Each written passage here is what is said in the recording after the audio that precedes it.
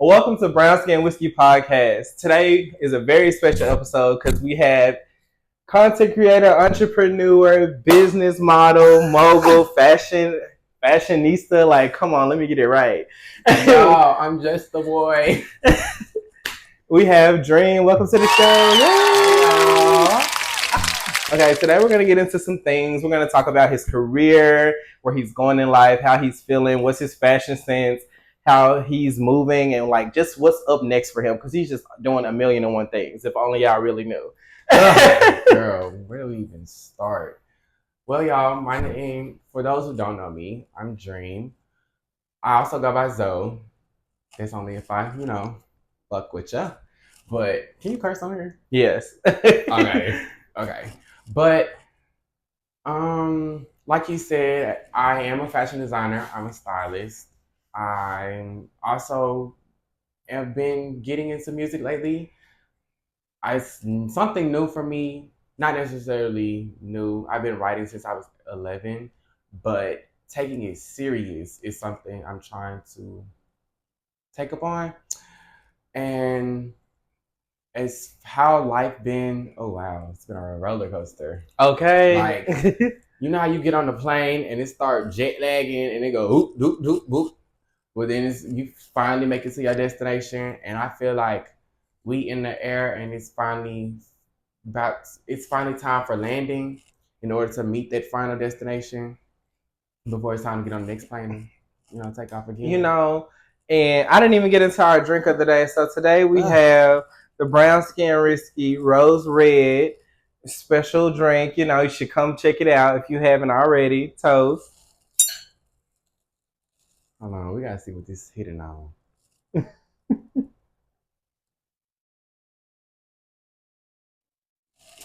Bitch.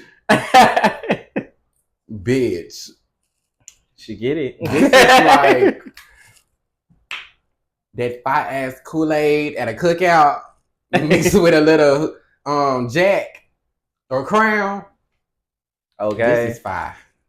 Today's episode is sponsored by Jack Daniel's own Tennessee whiskey. If you haven't got your double shot, please go get you one. Anyways, back to the show. Now, you said you've been writing since you was 11. That's, most bitches couldn't even read at 11. So tell me what really inspired you to start writing? I've always loved R&B music.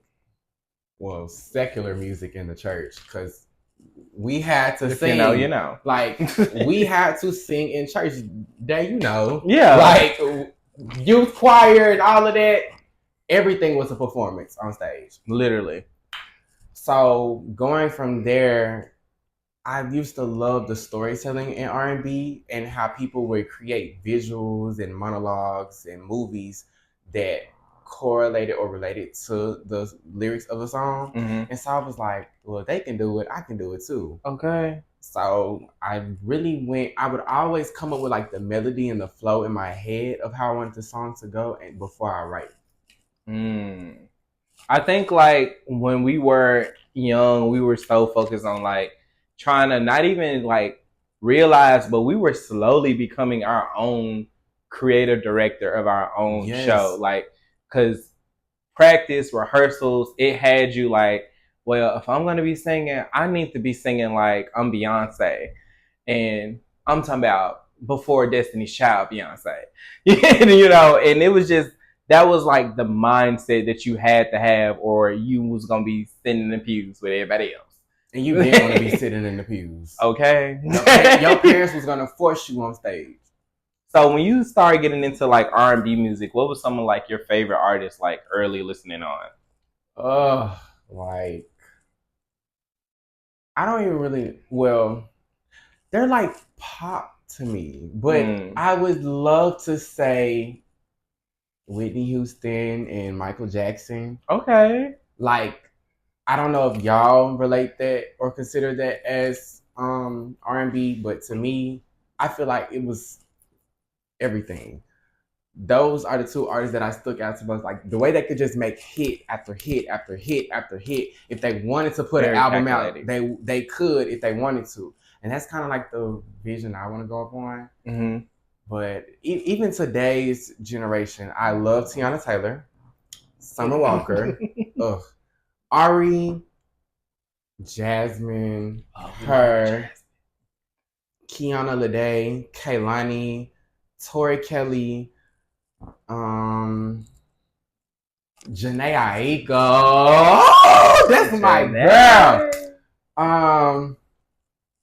And the list goes on. I could talk about men: Chris Brown, Bryson Tiller, Giveon, Usher. Okay, let it burn. If you had to like Bitches. if you had to like talk about an artist that inspired your writing skills when it comes to music, who would you say? Y'all want to know who I just got compared to? Top 3. Oh, Top 3 artists, big artists too. little one. Ludacris, Missy Elliott, and the queen of rap, Nicki Minaj. Onika. Onika Tanya. Hello. I think a lot of times when you're like coming up, listening, writing music, you have so many different like foundations of artists that you're listening to. Like, oh my god, like. Mm-hmm. But I think only certain artists kind of make the cut for you to say that okay, they inspired my flow. Mm-hmm. Like I, it's a lot of artists' music I like, but to say they inspired like how I write, I probably wouldn't say certain artists. I just feel like I just like their music. Mm-hmm. And I think the crazy thing is more artists that I feel like inspire my flow aren't my favorite artists. It's just music they make that I like, which is weird to me, you know, like because I like Luda. I really like Luda, but I feel like I like Wale, and I feel like when I'm writing, I feel like I write like writing like Six Lack or Black, who however y'all want to say that man's name. I feel like I'm writing like him, Smino. I wish I could write like Wale, but not him. But him, and I think a little bit of Luda too as well. But if I'm talking about artists I'm listening to, I'm head on Cole, I'm head on Kendrick. Oh my god, like those artists, they just do it for me, like on a different level. When you first started, oh my god, not a fly, no. When you first started like getting into fashion, what was like your biggest inspiration for fashion? Y'all gonna think I was so dumb, delusional, and toxic when I say this. But when it came to fashion, I found it based off an idea of what I thought was considered to be love. I had the sense of style just learning from my mother and my grandmother growing up. What colors go with what patterns go with which other patterns, learning how to hand sew. But I didn't really like love it until like I met somebody that was on the same type of frequency as me. We're no longer on the same frequency now, but what a time that was. You live and you learn and you move forward. Yeah, I think like fashion, I feel like your fashion sense, the more that I've gotten to like see you out in public and creating designs for other people, I feel like your fashion is something that comes natural. Do you feel like it's always been like that, or do you feel like it has happened like that over time? I feel like, okay, from me being a baby to about 5 years old, I feel like that was just solely upon my parents. When I got to around 12 to 15, I was stuck in uniform stage. So other than wearing polo and Tommy Hilfiger for church, I'm wearing uniforms. And so from when I got to high school at Central, I was just more matching colors. Like, okay, I want to wear a yellow top. I'm gonna put some blue jeans with it, and I'll make sure my Jordan is yellow too. Or if I want to wear all black or anything, I'll make sure all my accessories gold, popping, or silver. Like, Okay. just do it like that. Now, I didn't really discover my passion for real until COVID hit. That was like we was in this isolating period and everything. So I'm just constantly watching Met Gala shows. I'm constantly watching New York Fashion Week, LA Fashion Week, Miami Swim Week. And I was just like, this is what I want to do one day. So got to 11th grade year and I started taking like social media a little bit serious. I was playing around, like I was being myself. Right. I was doing little jokey jokes and everything, but I was still having to fit together and everything. And one day went viral overnight over Alvin and the Chipmunks clip. And I was like, what? Like, this is so stupid to me. And everybody loved it. Like, everybody thought I was a triplet. I'm like, no, one person. But from there, it was more so like, okay, I can do this. And then what I love about fashion even more is that like it's always going to be a challenge to me. You're never know what's truly trending unless you build that confidence to let it be out on the runway. Okay. And I think that's something like everybody should take heed at. Like when you're doing fashion, bitch, you see you. I feel like it's one of those things where like you got it or you don't. Mm-hmm. And it's not even like a sense of you got it because anybody can bring something to the table and it could be iconic, but it's about how they present it. Like the idea of it could be like phenomenal, but if you don't have that presentation piece, it's gonna make it pointless or worthless, like just like everybody else shit. So when you bring shit to the table, you gotta like bring the best of the best. You gotta bring the top tier. You gotta be like that girl. Cause baby, if not, it's a chop. I'm keeping it real. Like I love to coach and mentor people. Hey, if you want to learn how to model, if you want to learn how to be a stylist, if you want to learn how to be a designer, I'm going to steer you in the right direction. And I'm going to speak to you positively, but I'm not going to baby you. Okay. And I feel like a lot of people, when they get into this industry, they feel like, oh, well, as long as Dream holds my hand and everything, I'm gonna have a come up. I'm going to be a part of the come up. No, babe, you got to start from ground zero, the bottom, the bare minimum and everything before you can even touch the status that I'm at, let alone going to. And I feel like the more you are like adamant about what you want in life, the better you'll be at it.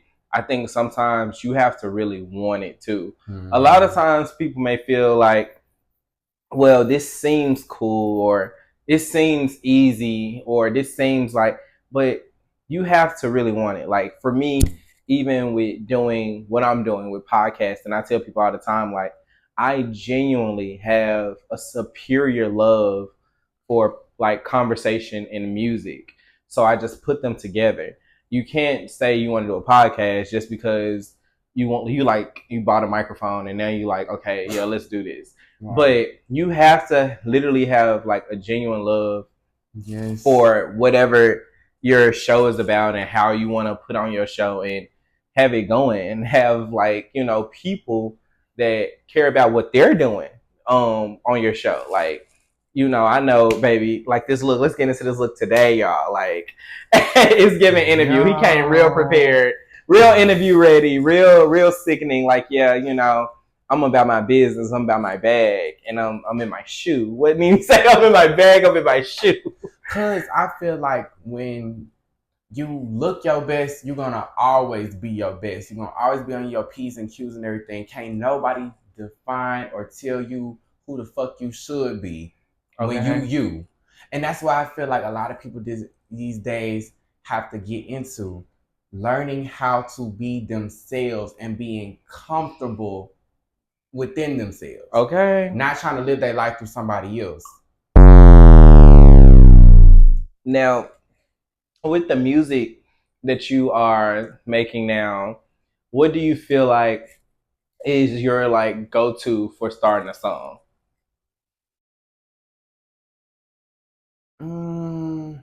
It depends. Sometimes I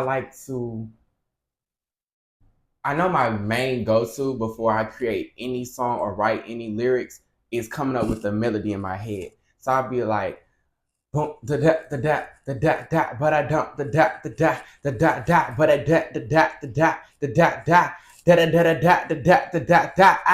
ah, ah, ba, da, but I did it, but I did it, like some shit like that.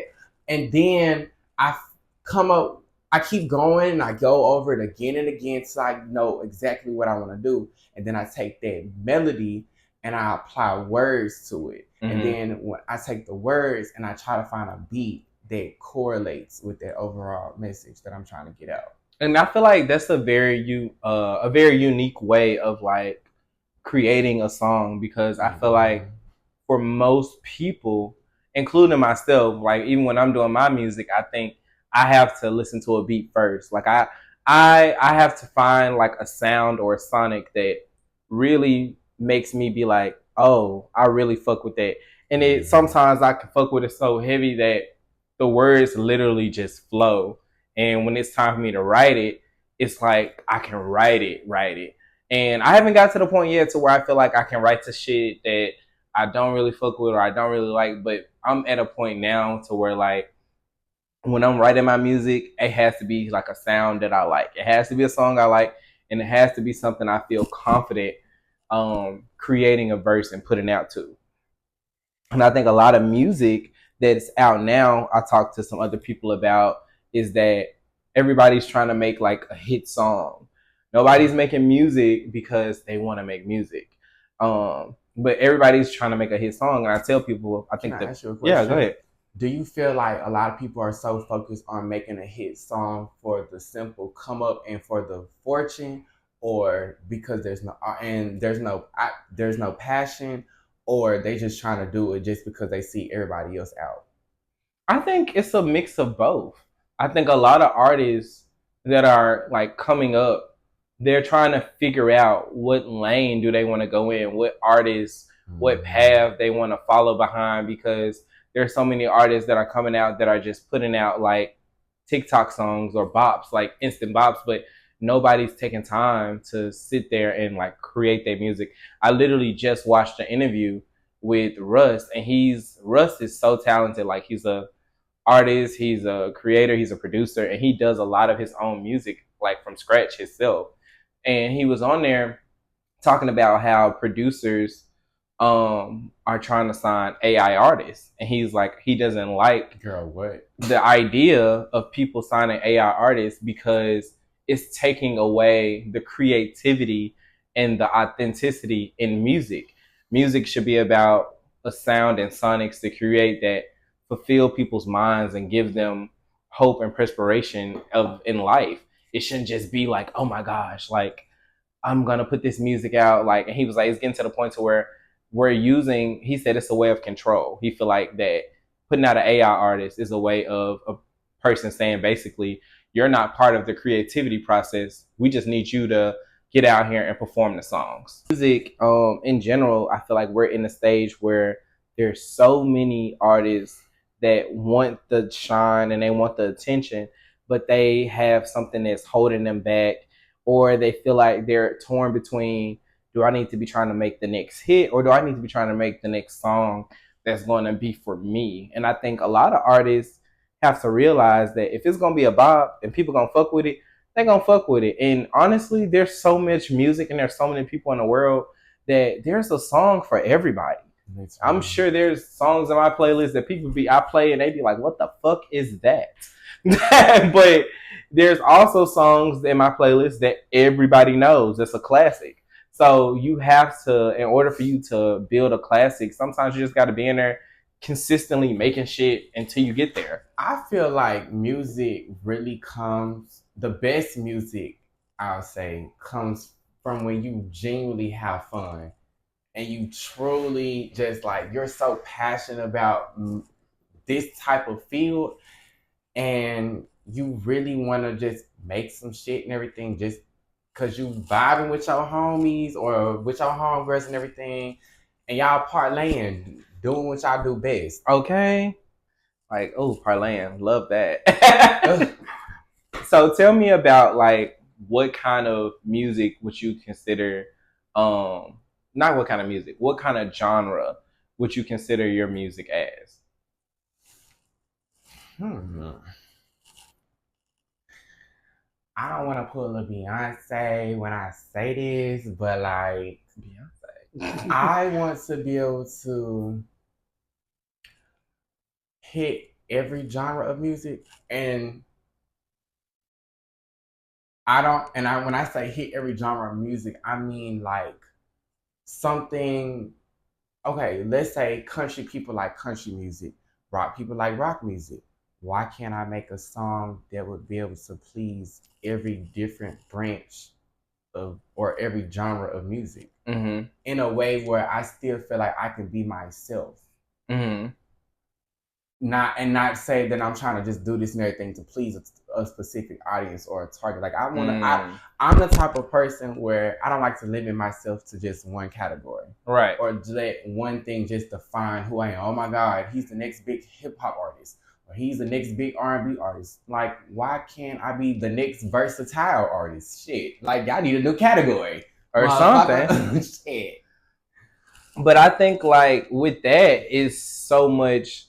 I think a lot of people get so much backlash from that when they try to like do out the box, because everybody that's promoting them or pushing them as an artist, they feel like they need to categorize them in a margin of, okay, well, they making hip hop music, so we need to be making sure the black people see this, or they're making pop music, we need to make sure the white people see that, or they making, jazzy music, we need to make sure old people hear that. Like, it's never they're making music and we just want people to hear it. And I think like in order to do that, you have to be promoting your own brand. Now, I do think slightly marginalizing it to a particular audience helps build a foundation of like supporters and fans for you. Like if you're starting out and let's just say you're making R&B music. You see, it's gone, bitch. It's good. Check it out. I gotta catch up. Before I drink. But no, like I think like there's so much, so many people that you have to kind of put yourself in a box to where, and you don't want to put yourself in a box, but you kind of in the beginning, I feel like artists are zoned to pushing themselves in a space to where they only can focus on one audience.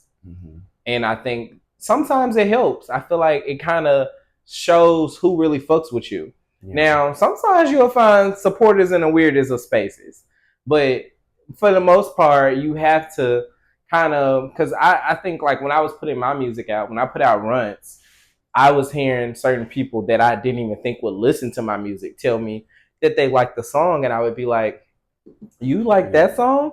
Like I would have to stop what I'm doing. You sure? Did you hear the song? Like, are you just trying to be nice? Did you literally hear the song? You smoke weed. Go check it out. But anyways, like, what do you feel like is important for you as an upcoming artist, and like you're getting ready to put out new music, your First debut ever song. Your debut music, what do you feel like is the most important for you to choose a song to do that? Like what kind of like concepts do you feel like you put together to be like, okay, this is the song I want for my debut song? I feel like you have to just be so freaking like astronomically delusional to just be like, this the one. It may not hit the people around you to be like, why did you choose that? But then like when you really look back and be like, damn, okay. And the reason why I say that is because when I found the beat for the Dream Life, it was to me like a regular West Coast like rap R&B song, if you really wanted to make it, type of beat. And I just remember this is going to be like one of my greatest challenges because I came out with Jump Off remix from Lil Kim, inspired by Nicki's remix from the mixtape Okay. 09. But when I made the Dream Life, it was like, yeah, I had to go. This was a challenge for me, and I want to complete it, and I really wanted to be successful. And the storyline, the plot, how I want the visuals, and how I wanted to create it, I just felt like this was finally like my time to just put it all together. And I ain't gonna lie, I changed my verse. Like, matter of fact, Day was the one who was like, nah, you can go harder than this. And no, for real, like, but we love constructive criticism. Okay. We It's hate important yes to take man. it. No to yes man. And because you never know what you will learn, for real. And just by alone, him telling me that and going back and going harder than I ever thought I could really go, it pushed me like, okay, so if I can do this on this beat, where the next beat at? Okay. Because I think like, by the way, y'all, so his debut single, The Dream Life, is coming soon. Stay tuned. Yes. Okay. But I think like that song, when I heard the beat, I was just like, this is different. Like it was something, especially for you as like a person that's been working on different sounds and creating music. I feel like that was such a different like zone you were entering, and I didn't know how you were like gonna go about it. Like when I heard the beat by itself, I was like, you sure be sending me the right beat? Like this what you want to do? No, like y'all, for real, he dead ass said that. I was like, yes. But it has came together really nicely, and I think like it's definitely going to draw into an audience that really is on some like chill shit. That's going to like be like, yeah, okay, I fuck with this. Like this is, yeah, okay. You look at him making music. I cannot. Okay. I really want people to just grasp from this overall the dream life is that don't dream the life, live the dream. Meaning whatever that you want to accomplish in life, make sure that you get to that goal legally, but also doing it in a way where you're doing it because you're solely passionate about it. And with this music video, like I want people to be able to see like the whole process of what it's like to come from nothing. You say fuck it one day. I'm gonna go to the studio. I'm gonna spit this. I'm gonna talk my shit. Spit this verse out. I'm gonna do a photo shoot to promote the cover album. To not the album. Why am I talking album? Soon, but to promote the song and then let alone just tying it all together as like a party, like one big celebration, everything. To just like bring in all the hard work that we just worked so fucking hard for. So hard. I think the Dream Life is definitely going to be a song that the girls is definitely going to want to hear. It's definitely giving summer song. Summer is literally just like around the corner. It's not even technically here yet, which is crazy to think about because it's been hot as fuck here. But you know, comment where y'all watching from. Comment where y'all watching from and let us know where y'all watching it from. Cause we're here in Memphis, Tennessee, bitch, and it's hot. It's hot as fuck, you know. I'm pretty sure I cook my eggs outside for real right now. But honestly, I think it's definitely a summer song and it's gonna hit. It's gonna be it. I think the biggest thing too when you're promoting your music is having the confidence that you popping your shit on your track. Even if it's not like a upbeat song, but if it's just your song, having the confidence that it's gonna be like it. And even if it's not it for everybody, as long as it's it for you, that's what really matters. Like Summer Walker said, bitch, I'm not making music for y'all. It's for me. Like literally. And I think sometimes people forget that. Like honestly, I think I'm in a space where as I'm making my new single that's coming out soon, June 29th, stay tuned. But I'm in a space of making music that just like it's for me. Like I like making music for fun. I always call myself like an amateur artist because I don't take it so seriously and in depth. Like, yeah, I mean, when I'm making a song and I'm editing, I'm like constantly going back and forth with it, but I'm making the song because like it's fun to me. Like it's creative. It's not because like I'm trying to make the next number one song. And I think if people keep that mindset, they'll gain a number one song and without trying for real. Yeah. Because most number one songs, I bet you the artist couldn't tell you that they knew that was gonna go number one. Probably hated the shit. Probably hated it. You know, some of the best songs people hate. I'm pretty sure like Cash Doll is tired of people talking about For Everybody. I'm sure Nicki is tired of people talking about Super Bass. I'm sure Lil Nas X is tired of people talking about Old Town Road. Girl. But those songs are what, you know, made their careers like, who the fuck is that? And it's important though that I feel like that you build off of that. And I'm just like grateful to be a part of your whole process. Like as you're doing all this, because you're doing creative directing, we're doing designing, we're doing the music portion of it, it's a whole thing. It's a whole production. It is. It's a whole fucking production. It's not just like, oh, we have like 5-6 people, they're focusing on the video, 5-6 people are writing the song. There's count on one hand how many people are part of the entire process. And it's going to be something great. So make sure y'all stay tuned. The Dream Life by Dream is coming out very soon. I'm not gonna say a release date. If he want to say a release date, we're not gonna put a date on it. If he don't want to put a date on it, we gonna say when it's meant to be. You gonna see. And on that note, we are out.